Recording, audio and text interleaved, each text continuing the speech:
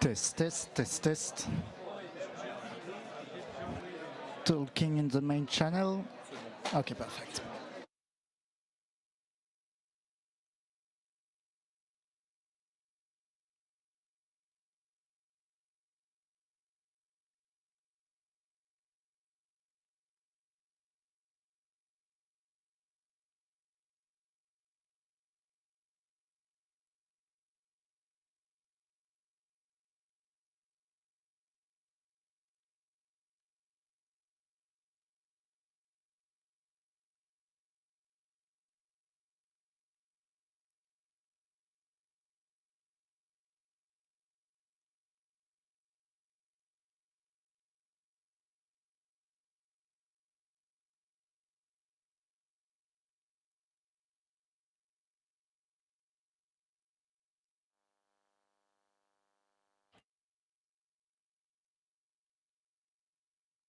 Eh, eh, eh, eh, eh, eh, Test, test, test, test.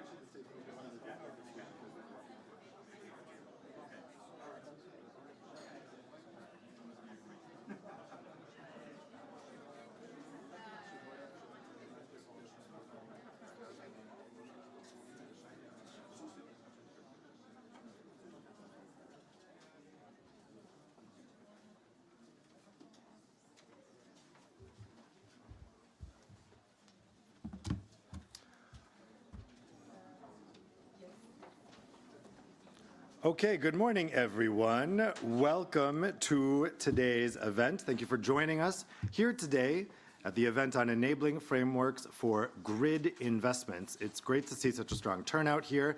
I can tell that grids are very much in interest right now, both at political and industry level, because there's lots of interesting developments happening on grids at the moment. My name is Dave Keating. I'm a journalist based here in Brussels. I'll be guiding us through today's discussions on, as I mentioned, something that's very, very in the news right now in terms of policy. Now, as Europe accelerates the energy transition, electricity grids have moved from being a largely invisible infrastructure to one of the most strategic assets in our energy system. Electrification is expanding rapidly from renewables are already under pressure. We know that. This is a system that needs upgrading. Connection queues are growing, renewable projects are facing delays, and network operators are being asked to integrate unprecedented volumes of variable generation and new demand. At the same time, the European Union has set ambitious targets for decarbonization and now competitiveness with the Clean Industrial Deal, and also energy security, very much an EU concern right now. Delivering on these three goals is going to require a massive scale-up in electricity infrastructure. But investment isn't just about capital. It's also about the framework that enables it. Regulatory certainty, efficient permitting, forward-looking planning, and the right incentives for both public and private investors are all essential pieces of the puzzle. Policymakers are increasingly discussing concepts such as anticipatory investment, better coordination between transmission and distribution planning, and improved mechanisms to manage risk and ensure affordability for consumers. And we saw all of that coming into play at yesterday's meeting of energy ministers here in Brussels. And that is precisely what today's discussion aims to address. How can Europe create a regulatory and financial framework that unlocks the investments that are required to modernize and expand our grids? What policy tools can accelerate deployment while ensuring stability, resilience, and cost efficiency? Over the next hours, we will explore these questions with our distinguished speakers who are bringing together perspectives from policy, industry, and the broader energy ecosystem. The aim is to not only identify the challenges, but also to highlight practical solutions that can help move the debate forward. So, to get us started, I would like to turn the podium over to Arkadiusz Pluzinski, who is the permanent representative of Poland to the EU, our host for the day.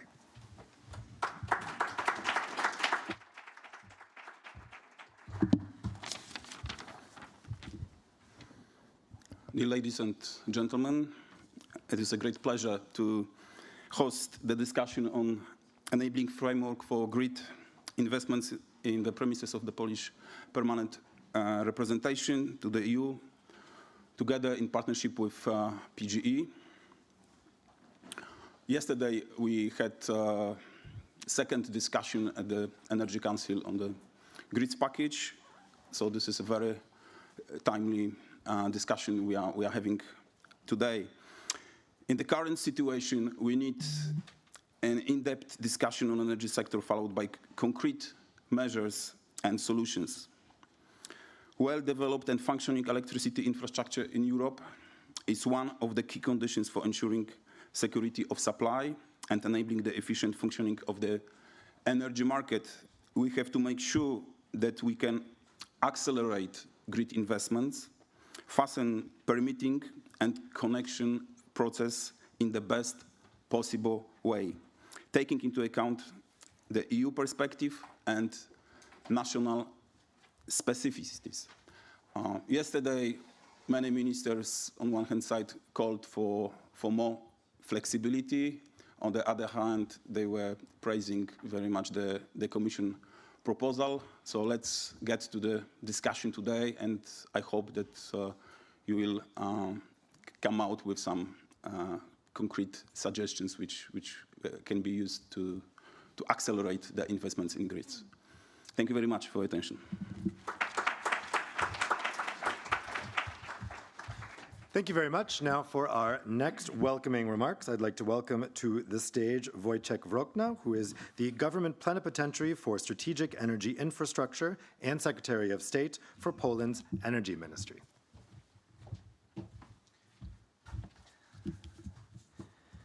Thank you very much, ladies and gentlemen. It's a great pleasure to be here today.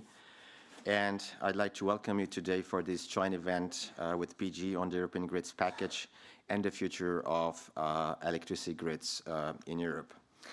Electricity networks are becoming a central pillar of Europe's energy transition. Without strong and resilient grids, we will not be able to integrate renewables, electrify our economies, or maintain security of supply. And let's be clear about the package we are discussing. It's focusing on grids.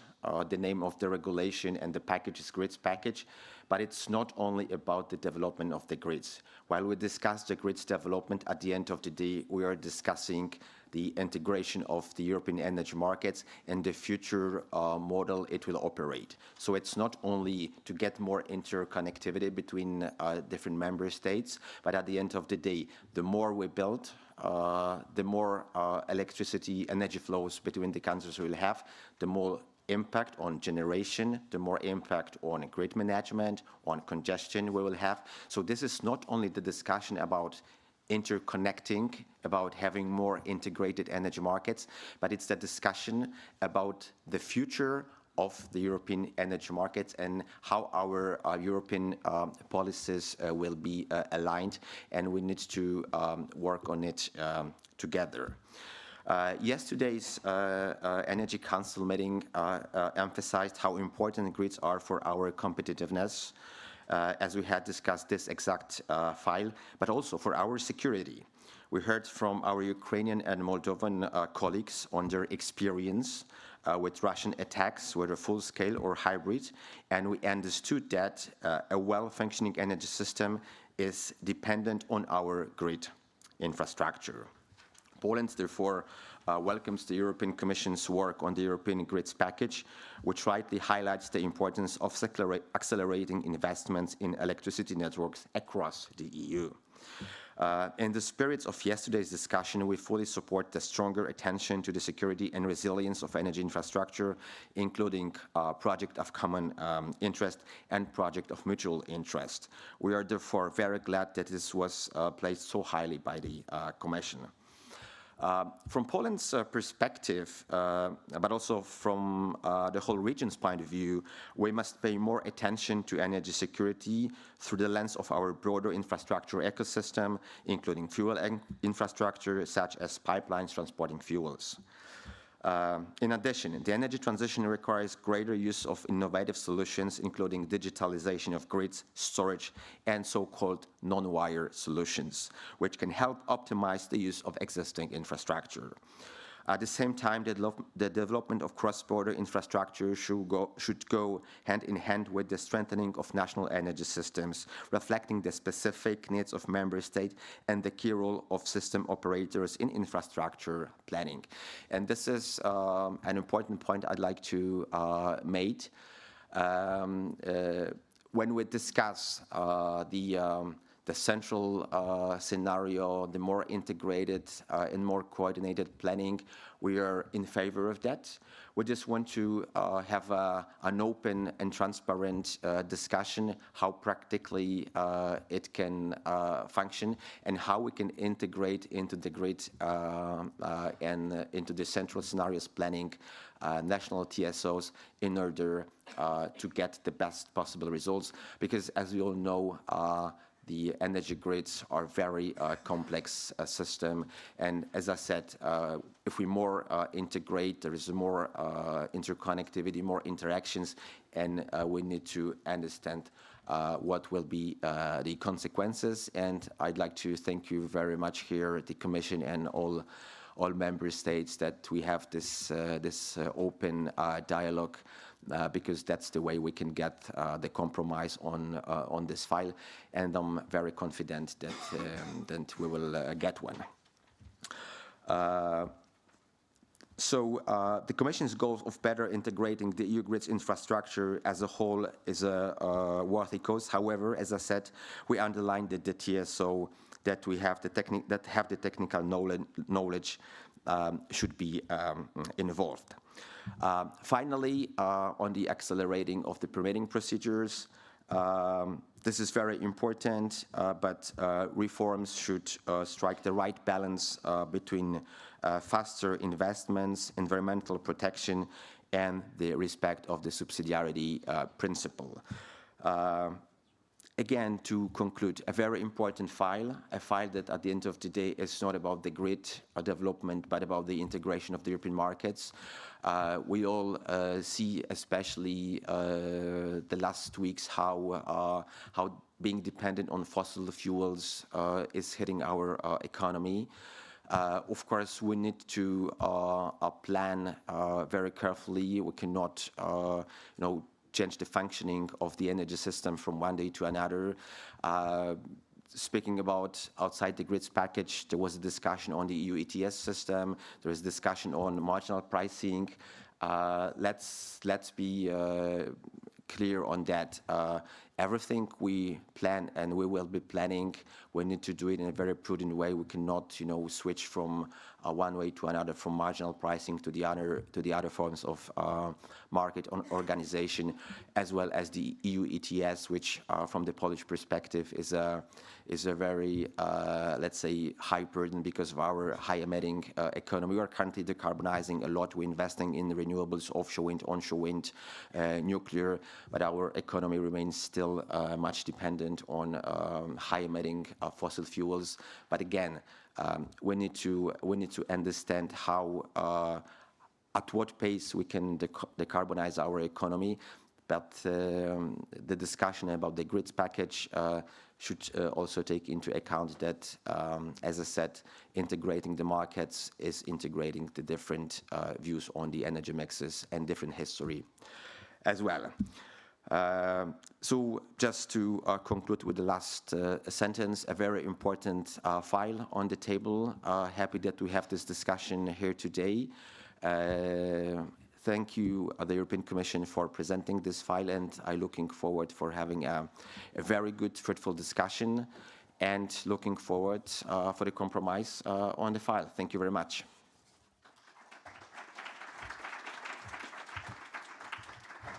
Thank you very much. So now we're going to move on to the keynotes. We've been talking about the grids package. Who better to hear from in terms of what is in that proposal than Łukasz Kolinski, who is the Director for Green Transition and Energy System Integration at the European Commission's Energy Department. Łukasz, I'd like to welcome you to the podium now.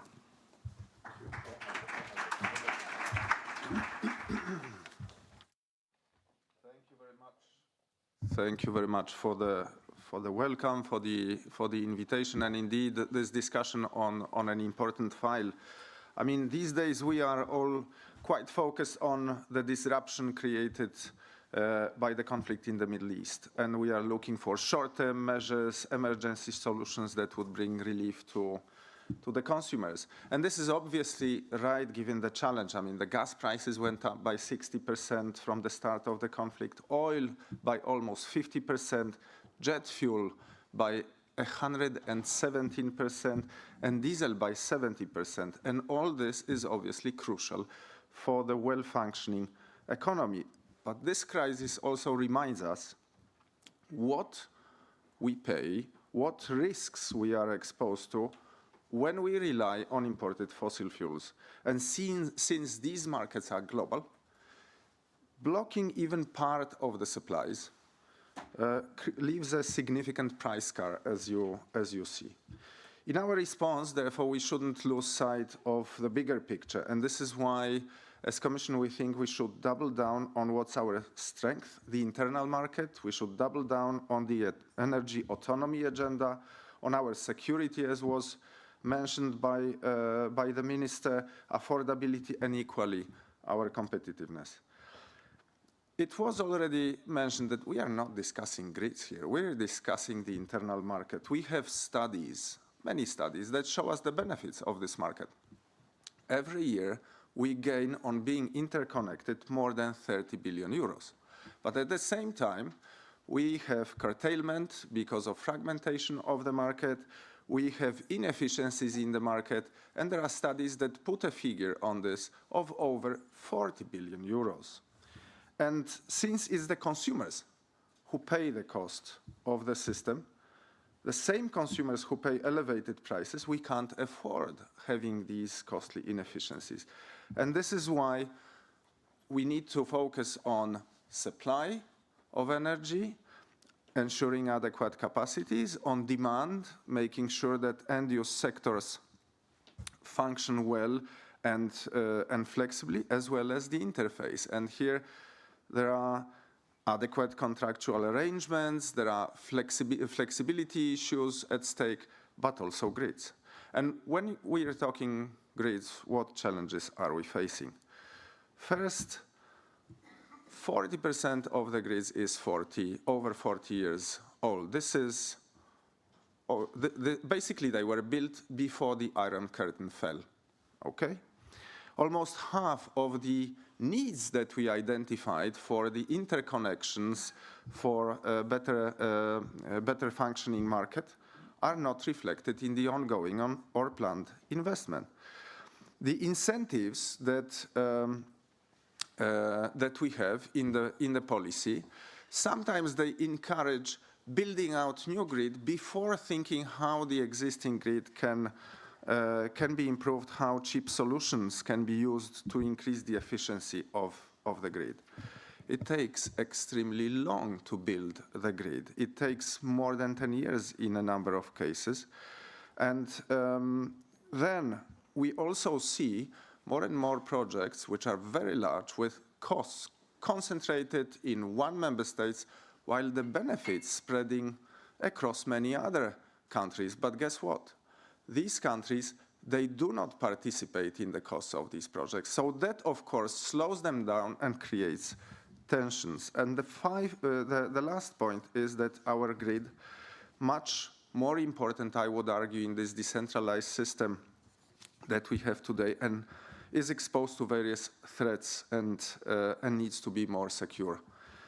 The current framework, we believe in the Commission, will not deliver the scale and speed of grid deployment required, and this is why we came up with this European grids package presented last December. Let me highlight the main elements that correspond to these challenges. First, we aim to improve the planning, the European-wide infrastructure planning process. And I want to say very, very clearly, this process cannot be done by one actor only, this planning. It cannot be done at the top level or at the bottom level. It requires cooperation of many, many actors at the national level, the transmission system operators, the Agency for Cooperation of Energy Regulators, and we believe the Commission, in order to arrive at a scenario, at a planning that is truly European while taking into account national specificities. And this is what we are proposing. We're not proposing to put others aside. We're proposing that we change the roles a bit. And why? Because the bottom-up process that we have had so far has been delivering what I mentioned, this gap between the identified needs and the projects. We have been basically creating inefficiencies. We want to have this process more consistent, more coherent. The second point that I wanted to mention is the promotion of more effective tools for cost sharing. And again, ensuring that projects whose benefits are spreading across the region, across more than one member state, are shared in a fairer and more equitable way. And we see already the member states cooperating voluntarily in order to do it. We want to encourage more cooperation. We want to provide more transparency and predictability on projects' benefits beyond their hosting countries, and establish European principles for a fair and predictable process of sharing these cost benefits. We propose a framework that supports the voluntary bundling of cross-border projects, in a sense netting the costs and benefits of different projects. And we think that this can help unlock some investments where the distribution of these benefits and costs has become a major hurdle to finance the project to move it forward. We also propose to use the congestion income, something that already exists today, to focus it a little bit more on PCIs, projects of common interest, and projects of mutual interest. And I want to say here very clearly, we are not proposing an overhaul. We are not proposing to take this money away from the transmission system operators, from the member states, create some kind of European pool, although there were some ideas presented like this by some think tanks. We want to build on the existing objectives of using this congestion income. We want to make sure that the member states, the TSOs, put aside the money for the projects of common interest where it makes sense for them, and then they spend this money, not the Commission spending money for them. It was already mentioned how important it is to streamline and simplify permit granting procedures. I think we have put forward quite an ambitious proposal in this regard. We have the measures related to the deadlines of permit granting procedures, digitalisation. Imagine that in a number of member states, paper is still absolutely necessary if you want to build out grids. The procedures are not fully digitalized. We want to introduce tacit approval, which means basically that if by the deadline, you as the project promoter don't get a reply from the public authorities, you can assume this reply is positive. This is not something totally new. We have such rules already in the national legislations. We also have them in the Commission. We have seen that in too many cases, the project promoters are waiting for the reply, the deadline passes, they are still waiting, they remain in the limbo, and the project that is not happening, and the consumers miss the benefits of it. We also have some measures related to public acceptance and the streamlined assessments for different projects type relating to the environment. Final point on permitting, we introduce the presumption that grids are in the overriding public interest. That means that if you have different public interests weighed by either the public authorities or by the courts, the grids prevail because this is really something that we need. As you see, I mean, we try to keep the balance between the build-out and, of course, ensuring environmental protection. As was already mentioned, I mean, sometimes we see that the incentives that the transmission system operators have are pointed towards rather building the new grid than improving the existing one. And that, of course, will mean that the costs of the new grid will have to be borne by the consumers. We want to equalize this balance of incentives. We want to put priority on low capex solutions like grid enhancing and digital technologies, so that the member states and the TSOs, don't overspend, let's say, and this is critical for the affordability because again, all these costs of the network charges, they are paid by us, by the consumers in our bills. We proposed priority treatment for non-wire solutions and alternatives to grid deployment in grid planning, both at European and national levels, in the 10-year network development plans and transmission network development plans. We also proposed including upgrades of existing infrastructure to increase the available grid capacity and improve the efficiency of grid operation in the scope of 10E networks via a new subcategory of projects of common interest. And the next point is that we want to strengthen the security of critical cross-border energy infrastructure. We want to do it by integrating these security considerations early on in the planning and design stage of the project, by making the ownership of projects more transparent to avoid unsavory foreign dependencies, and providing support to security upgrades for existing assets with possible financing from the Connecting Europe facility.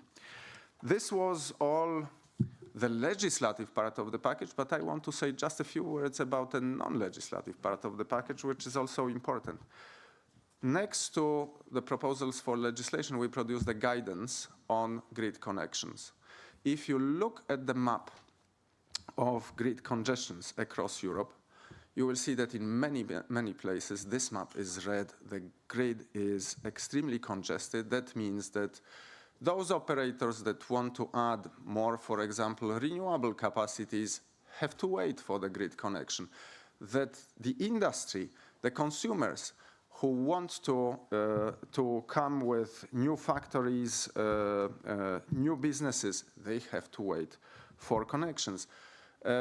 All this slows down the transition and increases the inefficiencies of the system. And this is why we have come up with a guidance that immediately can be implemented by the transmission system operators, by the distribution system operators, so that the queues, the grid connection queues, are significantly shorter.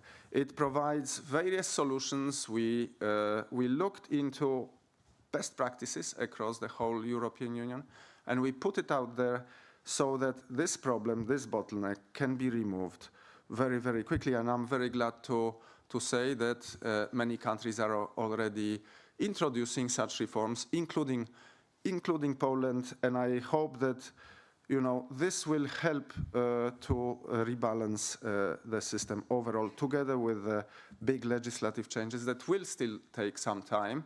And I really hope that the legislators, the Council, the Parliament will make everything possible so that these negotiations can be closed rapidly, ideally still this year. And this is, where I would end. I mean, as you see, we in the Commission, we want to do our best, together with the Member States, together with the European Parliament, to increase the efficiency of our energy system, to make sure that there are no excessive costs that are borne by the consumers, who already in a number of countries indeed are faced with high energy prices. Thank you very much.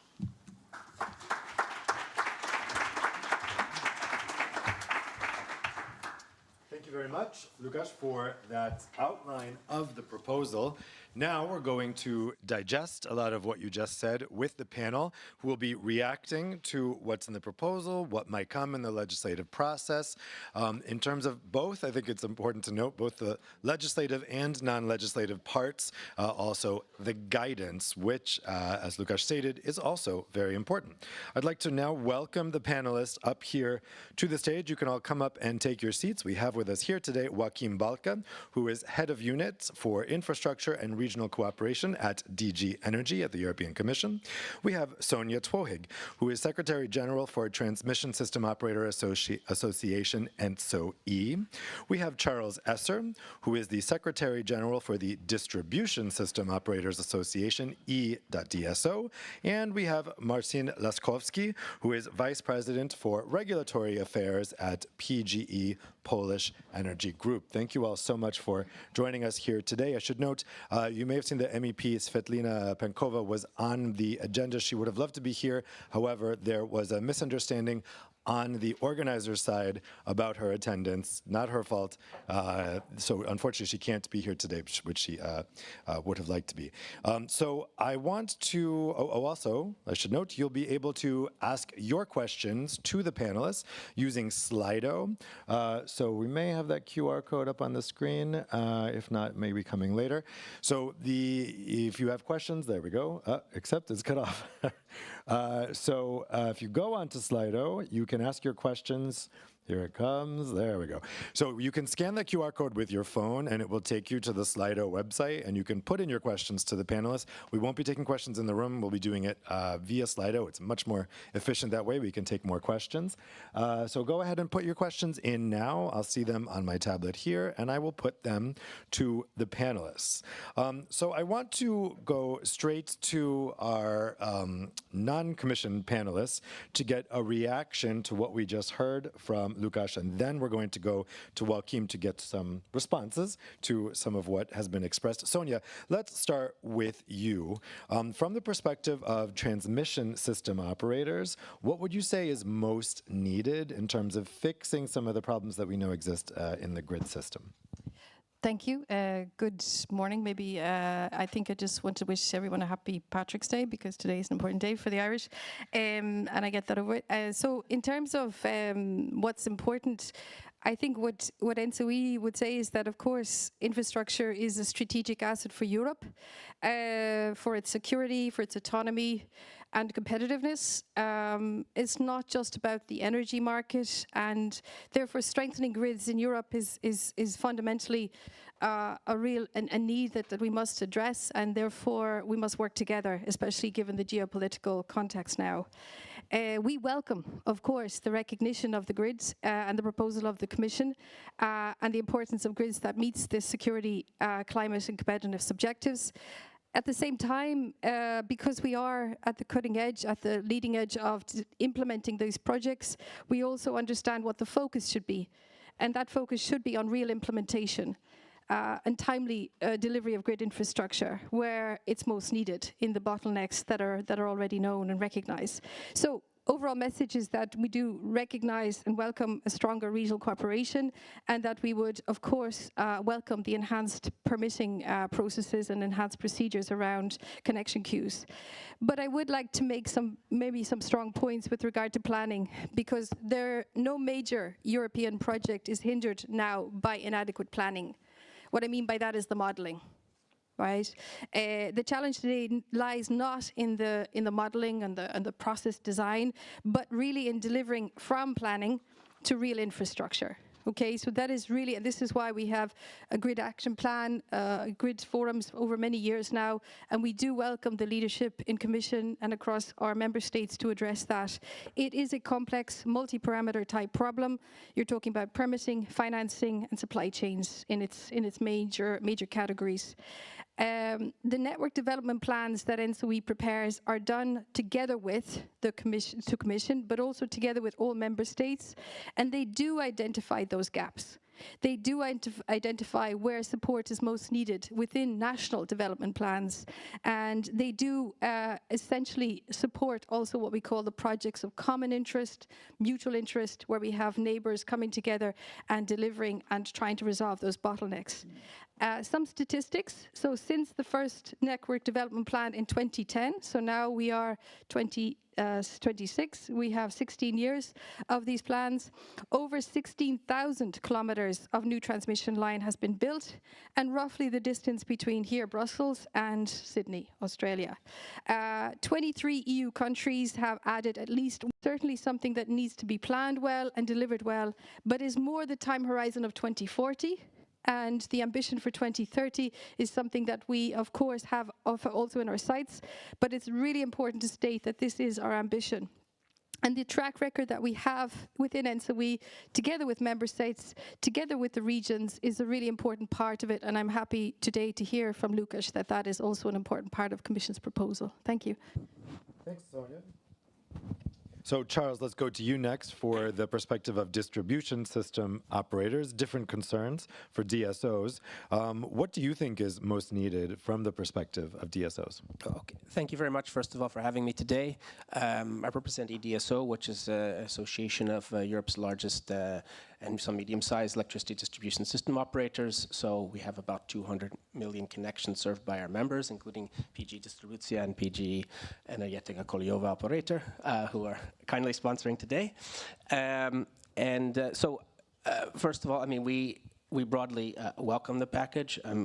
The directive on permitting granting procedures, on 10E regulation, we certainly think that the package's overall intention is good to put the focus on improving grid infrastructure and how it works, and for us as DSOs, particularly considering the amount of renewables directly connected to the distribution grid and that will increase, it's all more important to have an efficiently and well-run grid sector. I think for us, I could go into what we particularly welcome, and maybe I'll put that aside for the next question, and also some things where we could see some improvements on what could be what was proposed, and also perhaps some things that we thought should be rethought. We also would take note of not only the two legislative proposals, but also, of course, as was mentioned by Mr. Kalinski, the connection guidance on grid connections, which of course is very important for us. I would say, of course, that it's not only for DSOs to do that. It has to be done with the regulators and legislative process, and so it's certainly not something that, legally speaking, we would just go on our own and do without that kind of legal and regulatory framework.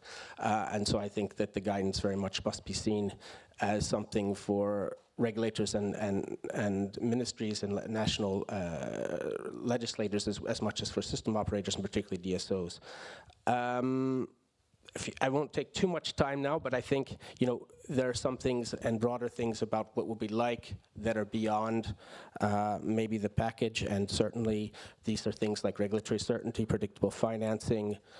With one thing the package does address is faster permitting, but also things from the regulator like non-discriminatory and more efficient tariffs, things that we can do on digitalisation and modernization. We'll talk about that, I think, in a little bit. I also think for us as DSOs, the workforce side is very important, and I know the package didn't get into that so much, but I think it's good to mention that. The supply chain issues as well are very important to us, and so I think that's important. Again, that's not maybe the focus of this package, but it's an important issue for DSOs. I think behind it all, also electrification and putting in flexibility are also very important issues for us. So those are general issues. I'll come back to the specifics of the package in your next questions. Great. Thanks a lot, Charles. Marcin, let's turn to you next for the energy sector's perspective. What would you say are the positive and negative aspects of the grids package as it stands now? Thank you very much for this question. At first, I would like to thank you very much for organizing this debate. It's a pleasure to be here and have the opportunity to attend in this meeting. And at first, maybe I would like to say that the issue of grid package is very important for Poland, because you know that we have lots of needs concerning development of Polish distribution grids. As PGE, we covered over 40% of Poland territory by our distribution grids. Because of that, we are interested to spread and to speed up the process of transition, especially in distribution. And maybe at the beginning, the European Commission's European Grid Package rightly put grid infrastructure back at the center of the European agenda. We need an European support also for investment in distribution grids, as their role in rapidly changing and increasing. It's not about an alternative between transmission or distribution. We need to develop both, as well as storage and flexible sources of electricity. As I remember, 5-6 years ago, European Union spent nearly twice for new renewables resources than for grids, especially distribution grids. And we should remember that over 75% of new renewables are connected to distribution grids. In Poland, over 90%. Because of this, we have a huge challenge for the next 10-15 years. And you asked me about the positive and negatives. Yes, and maybe at the beginning, positive ideas in the proposed permitting directive. I would like to emphasize 3. The first one is simplifying and shortening permitting procedures for DSO network projects with tacit consent for these projects. And this is the first one, very important. The second one is the creating more transparent procedures and shortening deadlines, including the expansion for the application of certain environmental regulations, because you know that environmental regulations is the horrible process, especially in the, line infrastructures. And the third one is one-stop shops to facilitate process navigation and supporting digitalisation and extending the principle of overriding public interest in the case of network investments. And these are the most important, positive for us, but you asked me about the negative. And maybe, on the other hand, I would like to say something more about the solutions that require further improvement and identification developed by the European Commission. According to us, it should be subject to a thorough scrutiny by member states and national regulatory associations, and this is the first one. And the second one is the proposal of the broader use of tacit consent in the connection process and the shortened deadlines for issuing connection conditions also raise our concerns. I'd like to explain why. The tacit consent in case of Polish DSOs makes no sense because Polish DSOs do not issue any connection permits. They sign a business contract with a developer that wants to connect his or her new installation to the grid, especially distribution grid.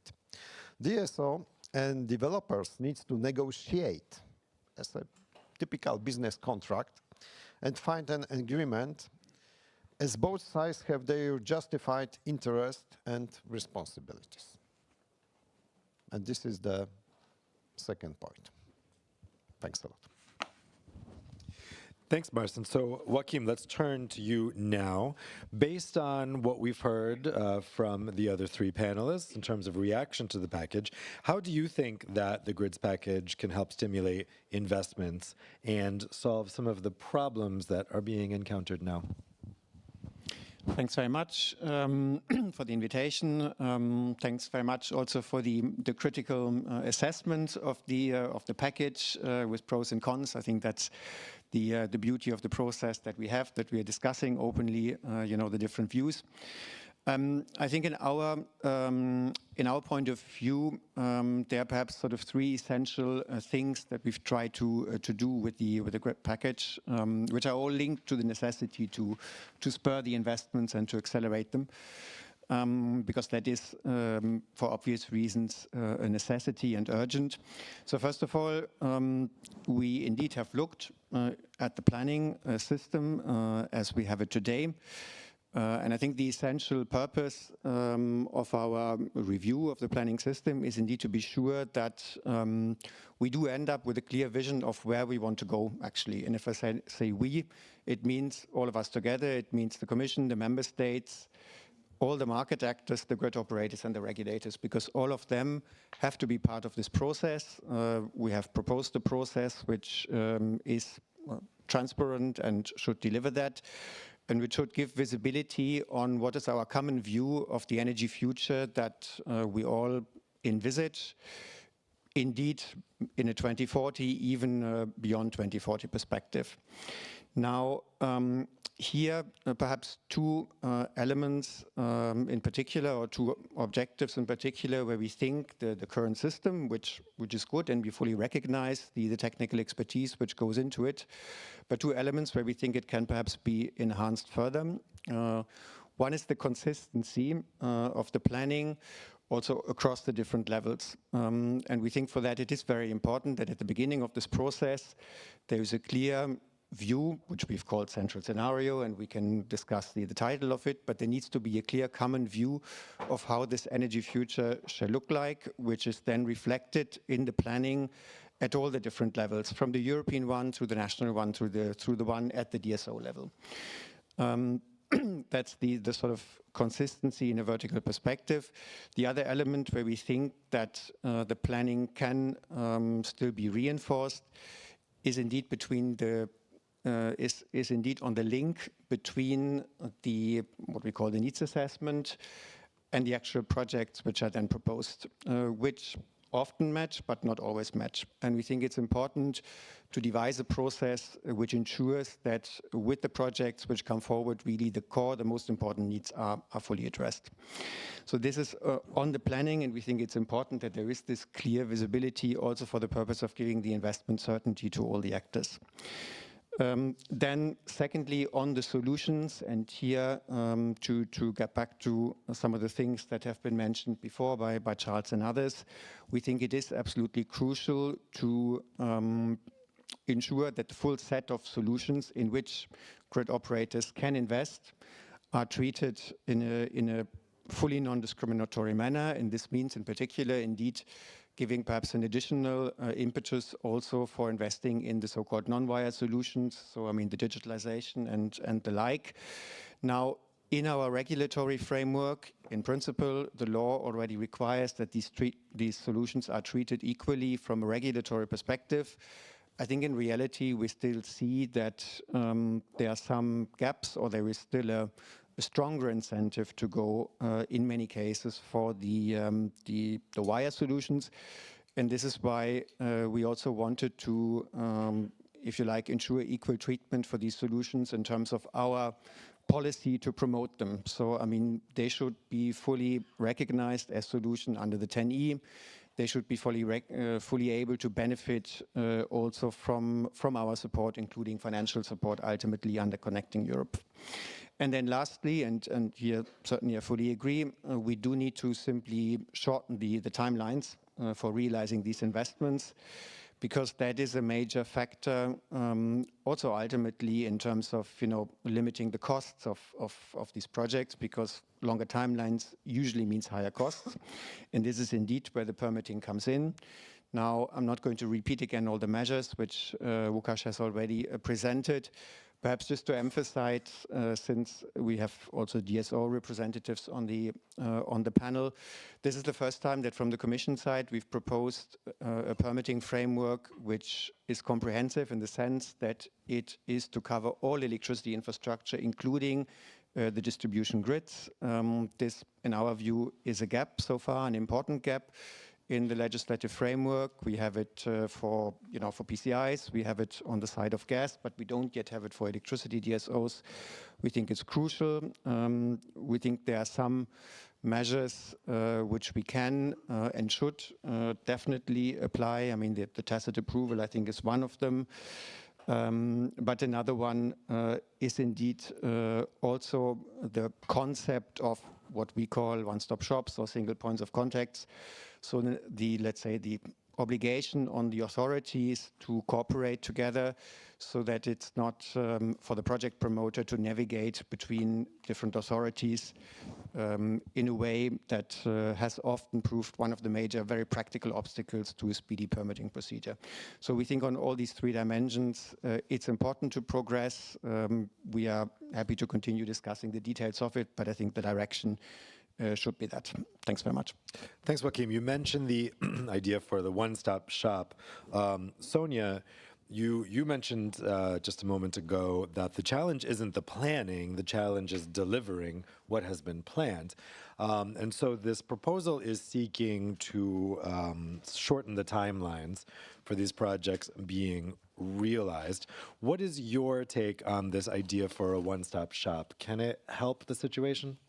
Yes, of course it can. I mean, we strongly agree to such an approach. We do feel that it would be more efficient across countries. There is some more detail to be ironed out in terms of when it's implemented, of course, and also, related to the appeals processes for projects. So we haven't quite bottomed out all of those aspects. But yes, of course, permitting that is essentially more centralized, more aligned is really important. As a statistic, over 50% of transition projects needed by 2030 still need permits, and we're now 2026. So you can see how complex that is. It's really important to treat the symptoms. It's really important to, it's important that the real issue is more faster, substantial grid expansion. We do want to think about how the regulations are supporting that, though, because it is important to simplify and streamline those regulations across all legislation. So at this point in time, we do feel there's a fragmentation of legislation because you have the TENI, you have the RED, you have the Electricity Directive, and then you have environmental legislation. We were in Strasbourg with yourself, Joachim, and I think it was even some of the MEPs present said, it's very hard to follow all this legislation because it's quite fragmented. So, when you think about it as a policymaker, and yet the people back home, if I can say that, trying to build, also trying to understand the legislation, it's really a complex aspect. So that cannot help. I think we're all on the same page about what the issue is, but maybe the method and how to get there is something that we should, debate here. We do believe that, that there needs to be a prioritization of certain grid projects. We do need to ensure that there's a coherence, though, between the legislations and the rules, and we need to, of course, ensure that environmental protection is fundamentally part of that. So this is really the people who are most in this delivery of the projects need to be listened to here in this discussion, and it's really important that regional governance aspect in the legislation comes through. And I think the way in which now the council is looking at that is quite positive in that regard, because it really cannot be an imposed way of implementing these projects. It has to be understood what is the complexity and how it will be run. But as I said, we are welcoming this one-stop shop, but also we also understand that the legislation is still quite fragmented, and therefore it can be also troubles when you come to actually implement it itself. Yeah, thank you. Charles, we have this idea for the one-stop shop. We also have the idea for tacit consent. So in other words, changing it so no answer is an answer after a certain amount of time. I saw you nodding when Martin mentioned that for DSOs in Poland, they don't issue permits, so that the situation is quite specific there. Maybe could you talk about what is the situation for the DSOs in Poland that might need some special consideration? And also, what's your reaction to the proposals in the grids package for one-stop shop and tacit consent? Can that really make a difference? Thank you. First of all, it's not just Poland. It's many of our members saying that the way it's written with this sort of grid connection permit is not really the way it works in some member states. And so maybe that's somewhat of a transposition issue, but if you translate it, some of our members actually said, well, if you just translate it into our language and put this out there, people wouldn't understand what it said. So there are some issues with that. With the one-stop shops, I mean, in theory, it's a good idea, though we do have some concerns, that it doesn't take away from connections directly, and I don't mean grid connections, but people-to-people kind of connections that we have with local governments. The European Union is actually funding a project, which we're a member of, that's having a big event tomorrow in Ghent on local energy action plans and how to interact between DSOs and local governments. So we want to make sure that in any kind of implementation of one-stop shops would not create other issues in the ways that we interact with, let's say, municipal governments. I hope if you'll let me, I can go back to a few things, because I wanted to sort of in the beginning give kind of a broader picture beyond sort of the grids package, but I did want to give a couple more specific things. And so indeed, we as DSOs, as was mentioned by Martin, a presumption of overriding public interest is indeed a good thing, though we would say that should be extended to refurbishment and modernization projects, not only new build projects. streamlining the environmental impact assessment, again, a very good thing from the Commission, but we could extend that to digitalisation infrastructure, low voltage reinforcement. On requiring the competent authority to analyze and request additional material in 3 months, very good. Digital platforms to manage authorization, good though, as long as it doesn't create additional reporting burdens. More on the 10E, which is understandably, Sonia will say more on that than I will, but we do certainly as DSOs have some views on that and some things that we think that are positive on that, or sort of the complementary sort of things on permitting that are there in the revision of the 10E to correspond with the improvements on permitting. We think the general acknowledgement that we need to adapt to a more electrified and decentralized system is a good thing. I think on the guidance, we would point out that it's a really good thing to move away from first come, first serve, a really good thing to stress the importance of anticipatory investments and thinking about a guidance on grid connections. The milestones approach, also very good. We welcome a lot of that. On the tacit approval, coming to that, which you asked me about, we do see some risks there. We would not want, as DSOs, a situation, and it could be that Article 17 could be interpreted that way, that somehow there's a tacit approval where safety has not been assured by the DSO. And so we very much want to make sure that the final legislation doesn't leave any room for lack of safety or other things that could cause problems in the network simply because there wasn't a response. Yes, as mentioned, I mentioned with the grid connection permit issue, and that the language is an issue there. We think that on the approach for planning, it's very important to take into account still the bottom up in the sense of taking into account more and more distribution network development plans, which of course were required, at least for DSOs with more than 100,000 customers in previous legislation. And so I think to make sure that that those are taken into account. On the guidance, and of course the guidance is not a piece of legislation, but we do think that sometimes in the way things are spoken about there, it's as if grid enhancing technologies or you build new grids, and we think it's not necessarily an either or approach. It could be very much a complementary approach. And indeed, oftentimes new build can take better advantage of grid enhancing technologies, and that's something perhaps that's missed in the guidance. Thank you.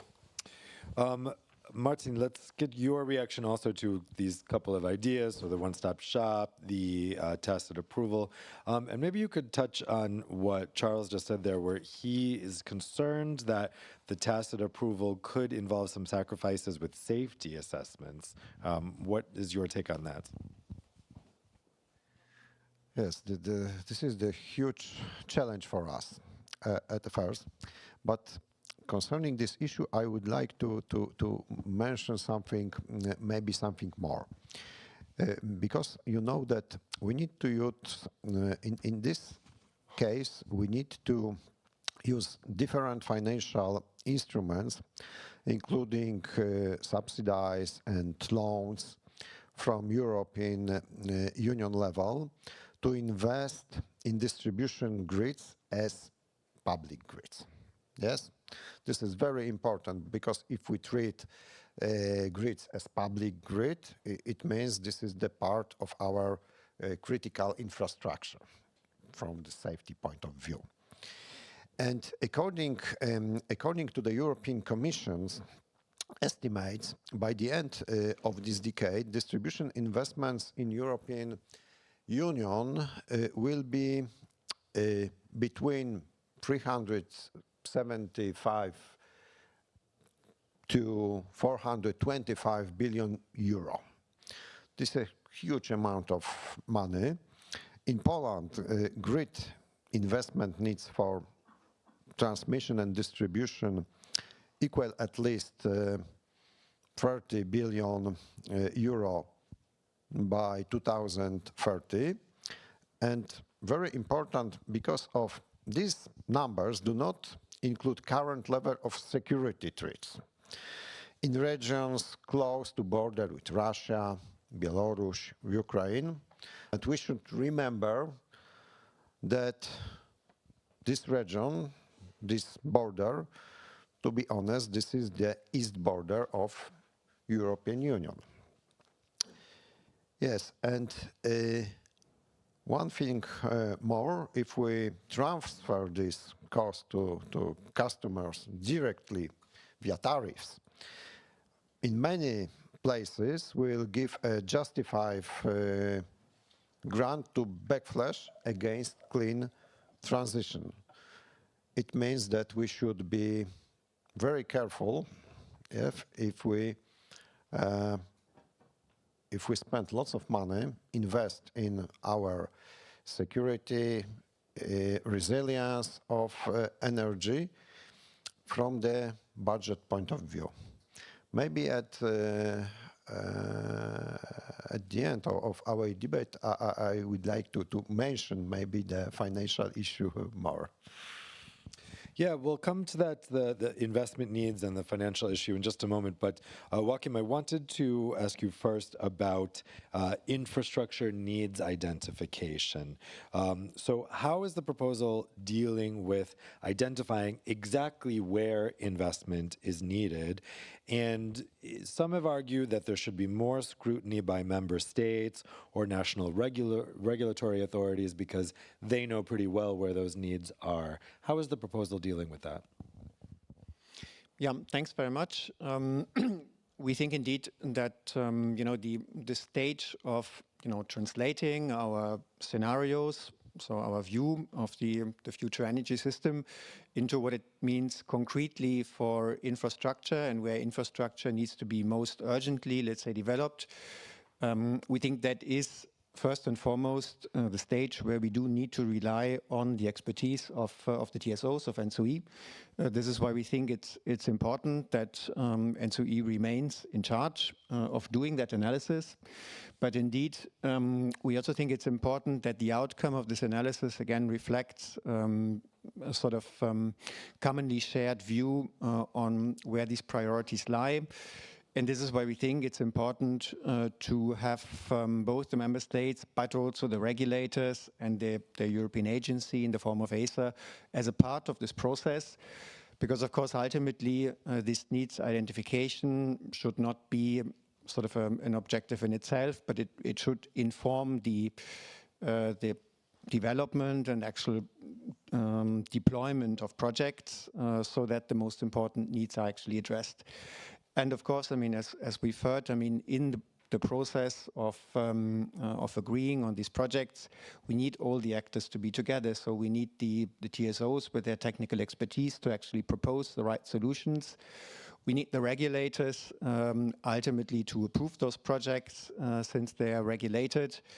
And of course, member states ultimately retain the ultimate control and the right to approve such projects as well, as per their rights of the treaty. And let's be very clear, this is a very essential right that we think member states always need to retain.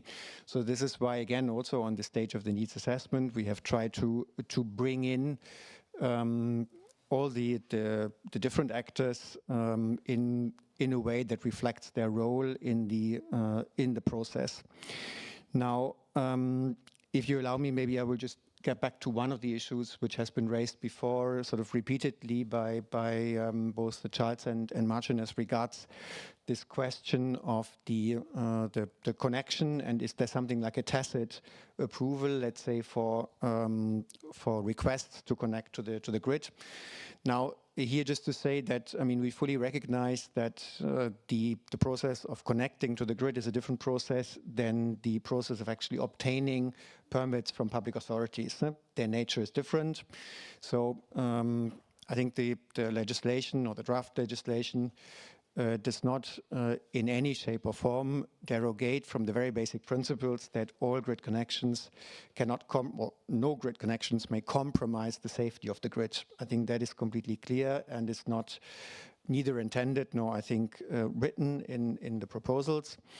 I think what we have tried to enshrine perhaps a bit more explicitly in the proposal is that, in these negotiations, which you characterized rightly as negotiations, all the alternatives should be basically assessed, including such tools as, for example, flexible connection agreements, which in some case can actually allow to connect an applicant faster.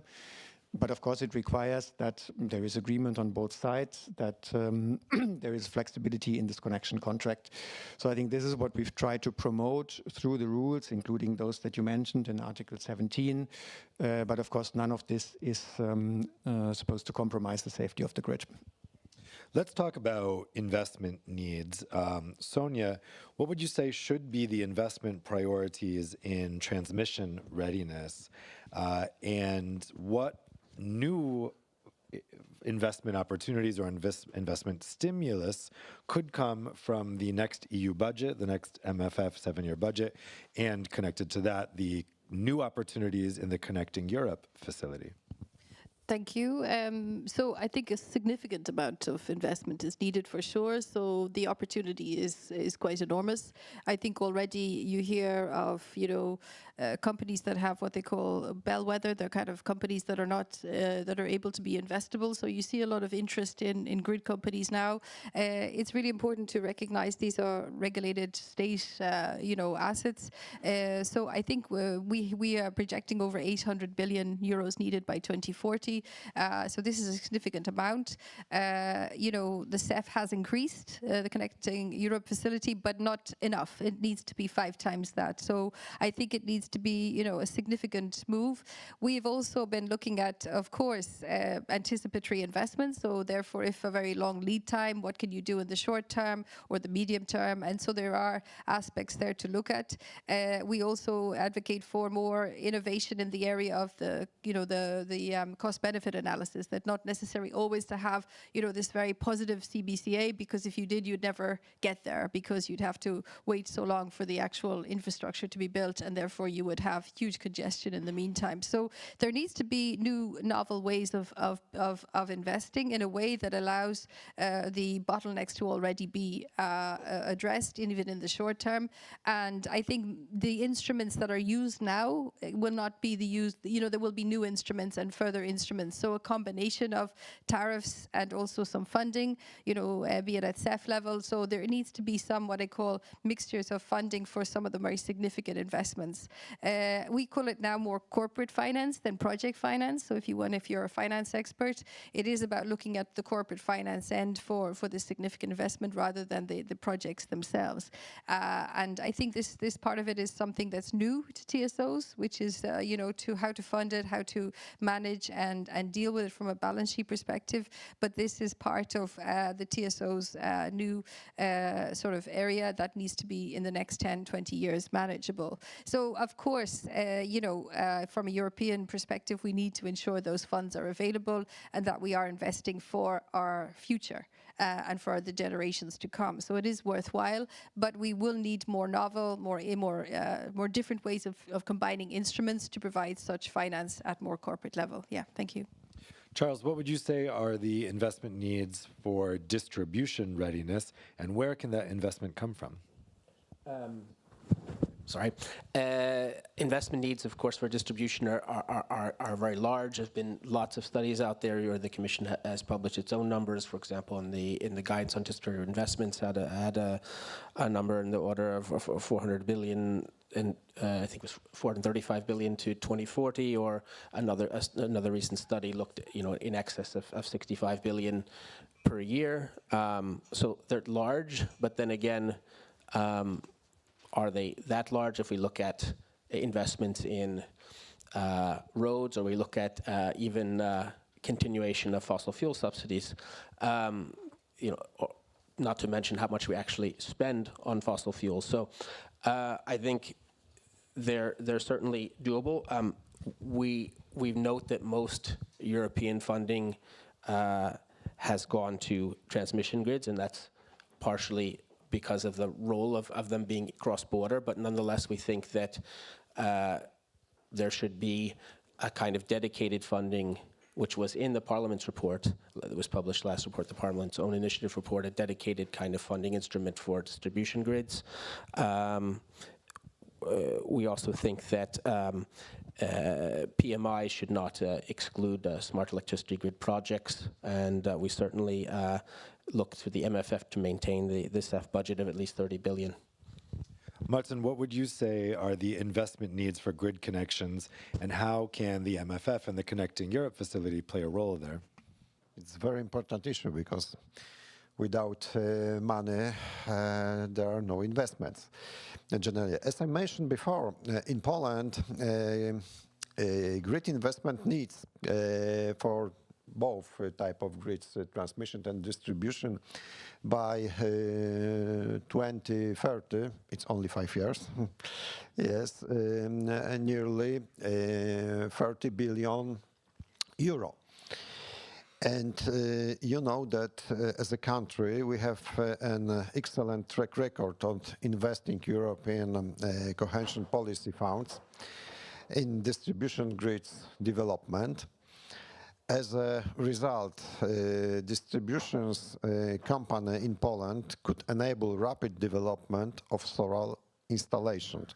It's a good example because today there are more than 1.6 million of households producing their own electricity of more than 16 gigawatt installed capacity because of, you know, European funds. And we are investing heavily also in digitalisation and resilience. And we are worried that the next multi-annual financial frameworks does not prioritize distribution grid investments. This is why we argue that the certain amount of national and regional partnership plan should be reserved for energy infrastructure projects. And at the end, please keep in mind that money spent on distribution projects is spent locally, and whenever it is possible to have already followed made in Europe principle for years. This is very important because, as I remember, for nearly 2 years ago, we discussed, you know, Mario Draghi report, and we emphasized that, you know, that concurrency and the you know, products, especially, you know, production in European Union should be spread and should be increased to be more competitive to the, you know, other countries like US and China. Before I open up the questions from the audience via Slido, Joachim, I just wanted to get your reaction to some of those comments in terms of the investment needs. Where do you see the investment needs being strongest right now? Thanks very much. I mean, also on this, I think I can certainly fully agree with what both of you have said. You know, we all have our figures on the investment needs. They all, I think, coincide in the fact that they're enormous. I think our study came up with 1.2 trillion over the next MFF period. And I think they all coincide as well with the assessment that the majority of those, 2/3 usually, are indeed on the DSO level. And these probably require specific attention and specific tools. Now, we also see that there is going to be an increasing need for public support for at least meeting a part of this investment need from public funding, simply to indeed alleviate the burden on customers. While I think it's always important to underline that this will always be a minor part, and therefore I think the bottom line for grid investment always remains that we do need to ensure that the regulatory framework is not only stable but also secure enough and of course offers the needed return on investment. because in the absence of that, it will always be impossible. It will never be possible to stem these investments. But in terms of the public support, perhaps just to add 2-3 words.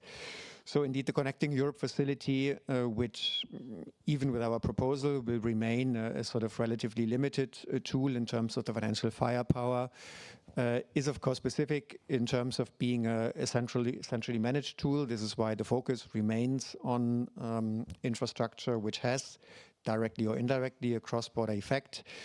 But there are important other tools, and you've mentioned them. The RRPs have actually been used relatively successfully by some countries, and Poland is one of them. So indeed, congratulations for that. To co-finance investments at the distribution level. We do think it's important that the NRRPs, which are the biggest envelope that we propose for the next MFF, can be used for that purpose as well. It's therefore important that we get the construction right, that we ensure that there's a strong link between this instrument and the NECPs to ensure that member states do give appropriate priority, let's say, to using these funds for the distribution level. And perhaps just one last word on the financing. We've also very recently proposed a clean energy investment strategy, which also looks at new ways in which both TSOs and DSOs will need to tap into private finance. This links a little bit to what Sonia said. And here in particular, we've proposed, together with the EIB, to come forward with a new instrument, even if it's for the moment at a relatively limited scale, to reinforce the equity, which for many TSOs and DSOs is going to be a difficult issue to avoid over leverage. So yeah, that's maybe from my side on this. Thanks. Okay, I'll take some questions from the audience now. Again, whether you're watching online or here with us in the room, you can put your questions into Slido and I'll read them out to the panelists. Marcin, the first question is for you. The question is from Alain Tao. What is your long-term vision for energy storage in relation to grid modernization and expansion?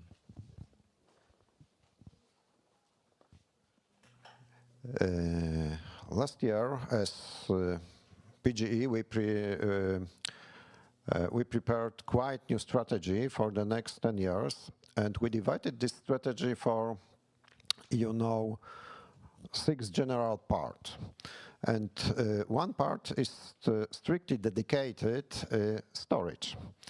According to our ambitions, we would like to achieve the level of whole capacity and by 2035 in our assets at the level of 18 gigawatt hour. It means that we would like to be the leader of the Polish market, and we would like to have over 60% of Polish storage market. This is, I think, that it shows our strategy and our vision of spreading this segment in Poland. Charles or Sonia, do either of you want to come in on this, how you're going to be dealing with grid storage? It's an important part of the whole investment plan, but of course, as I think most people know in here, DSOs themselves don't own storage, or generally don't unless they have an exemption.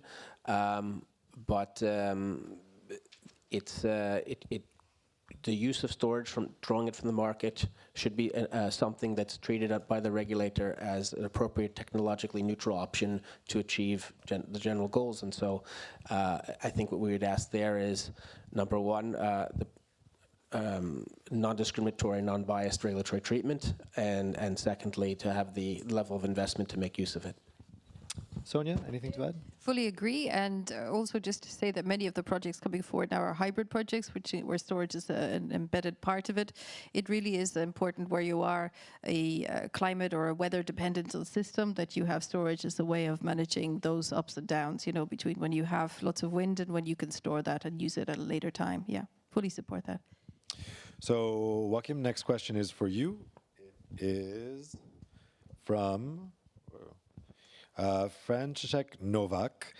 Regarding tacit approval within the context of calls for the cheap public administration, how can we ensure that understaffed and overworked public servants will be able to properly investigate all applications within the time limit? Thanks very much. Now I have a lot of sympathy for overworked public officials, so I fully understand. And I think the underlying issue here is indeed that we all know that there is a big, there has to be a very huge amount of projects which will come forward for approval in the authorization procedure. And of course, let's be honest, that does mean that there needs to be a staffing up of public authorities in many member states. I mean, of course, the track records are quite different. I think there's also, it is also important to ensure that procedures are, as we mentioned earlier on, digitalized, because it will facilitate the life not only of project promoters but also of the authorities. So we think there are a number of tools which can alleviate this burden. But of course, ultimately, we think it is important that project promoters do not end up in an endless waiting loop, basically. And that's why we think that the timelines have to be, of course, appropriate. We don't want them to be too short neither, and we'll be discussing that.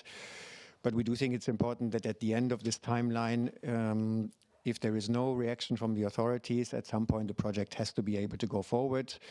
Of course, with certain safeguards, such as environmental procedures, which are indeed different. I mean, where there are also different legal obligations, which do not allow to extend this principle to environmental assessments. But we think in general, it's a concept which has been actually successfully used in some member states, in particular in the context of renewable energy installations. And we think it can also be used for grids. Now, perhaps the last comment, we are asking member states to staff up, but we are also trying to help them. So we have programs such as the technical assistance programs that are run, amongst others, by DG Reform, which are to help member states in actually speeding up their permitting procedures and helping them also to train the personnel to be able to do it. Charles, you mentioned this concern before about the assessments. Do you think that the public authorities are necessarily going to need more resources if we're going to expect them to be able to respond within the time limit, or else the project goes forward? I would imagine, certainly in some member states, it would be the case. We haven't done an explicit study of that, but maybe anecdotally, just listening to members, yes, in some member states. But I don't have hard data on that. Anyone else on this issue of public authorities? Nope, so I'll move on to the next question. Marcin, I'll put it to you. The question, it's for the whole panel. Marcin, I'll put it to you first. It's from Basil Novotny. How can current grid dynamics in the V4 serve as an example to further invest in and create more effective grid systems?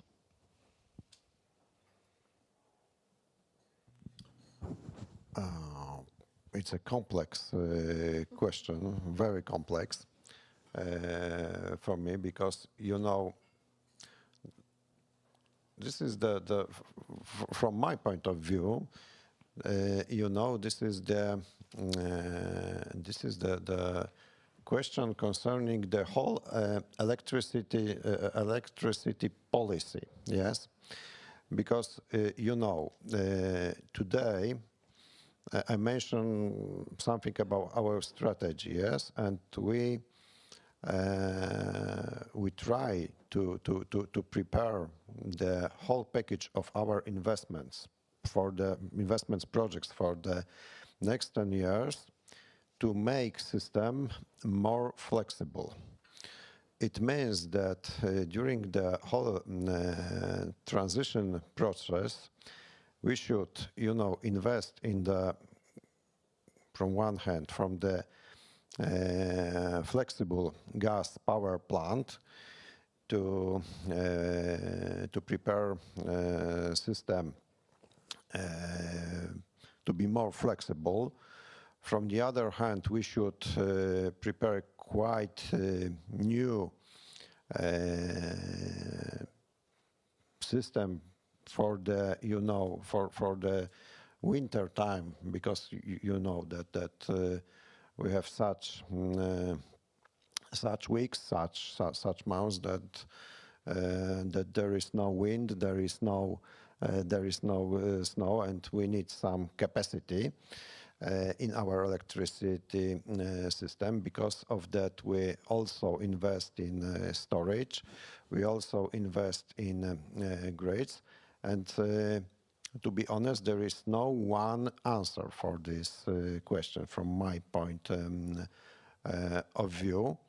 But I think that the flexible power plant, based on gas today, will be the temporary solution for the next year, when we establish, the nuclear power plant in Poland, and then we will be basis in energy mix covered by nuclear energy, and the other part of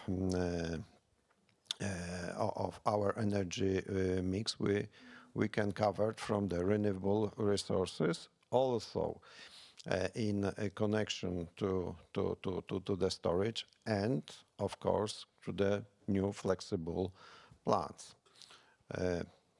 This is my point of view. Charles or Sonia, did you want to come in on this idea of the V4 serving as an example? I wouldn't. I mean, for the Visegrad, I think Visegrad 4, we wouldn't. I mean, we have members in those countries, but I can't speak to the sort of interconnection example so well, since it's not so much of a DSO issue.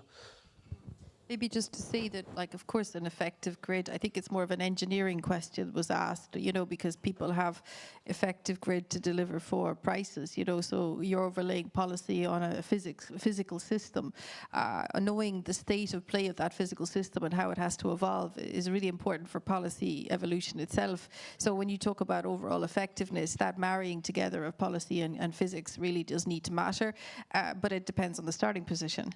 And across Europe and across different member states, the starting position is very different based on what the level of investment has been, and also the parameters that play in those jurisdictions. So I think it's really important to have all those parameters, that you're aware of it, in order for you to know what you mean by being effective. But for us as TSOs, it's about a secure supply of electricity every day, and for it to be relied upon. And more of what we do now in the electrification sense of things is about relying on that electricity supply, but also understanding, if it's not available, what does it mean for me as a consumer? So I think this is something that is in our DNA, and we want to ensure that that reliable, secure supply is guaranteed, but also to future-proof it for what we need in terms of decarbonization. Yeah, thank you. Great. And one last question from Slido before we wrap up. Joachim, this question is for you. It's from Lara Blasevic. We are seeing increasing negative price hours and curtailments due to high renewables penetration in the system and underdeveloped grids. But is boosting electricity consumption, which had seen a slowdown, a part of your discussions?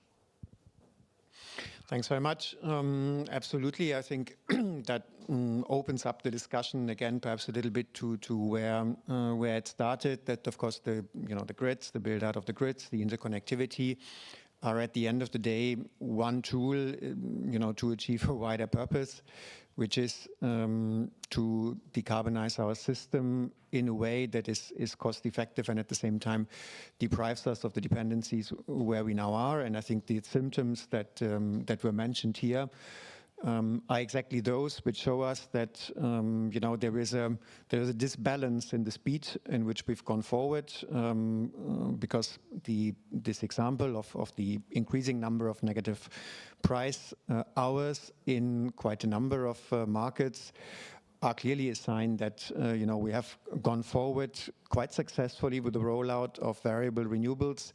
in some regions in Europe, which is very, very positive, but we've not managed to keep pace with the rollout of, and I would use the wider term, the flexibility options, for which interconnectivity is one crucial one. And I think that's, again, that's the symptom.